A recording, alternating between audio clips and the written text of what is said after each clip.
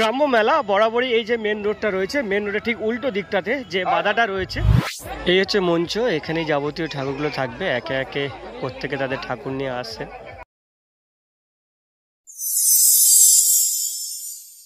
নমস্কার বন্ধুরা, আরও একটা নতুন ব্লগে তোমাদের সকলকে স্বাগত।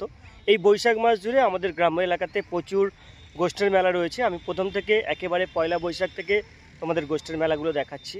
আজকে আরও একটা গোষ্ঠীর মেলা দেখাবো এবং আগামী দিনে আরও বেশ কয়েকটা গোষ্ঠীর মেলা রয়েছে, সেগুলো তোমাদেরকে দেখাবো। আজকে যাচ্ছি আমি আমার বাড়ির খুব কাছে মণিপুর বাঁশতলা, আর এই বাঁশতলার পরে পদ্মপুকুর বলে একটি জায়গা রয়েছে।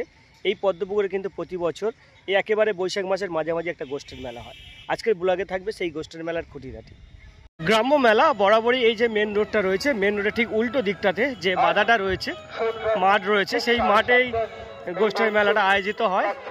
একেবারে মেন রোডের পাশে ওরা একটা অস্থায়ী সেতু নির্মাণ করে, বাঁশের সেতু। এই যে ধরে দেখতে পাচ্ছ বাঁশের সেতু, এই সেতু অতিক্রম করে কিন্তু মেলায় প্রবেশ করতে হবে।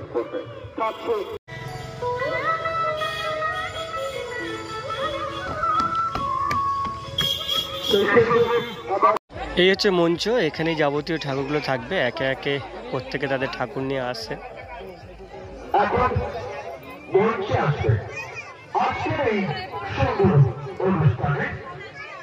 গ্রাম্য এলাকা, প্রত্যেকের বাড়ি থেকে আলাদা আলাদাভাবে ঠাকুর আসে। একত্রিত যেমন আছে তেমন সিঙ্গেল ঠাকুর আছে, ছোট ছোট বাচ্চারাও আছে, তারা তাদের ঠাকুরগুলোকে নিয়ে আস্তে আস্তে মঞ্চে রাখছে।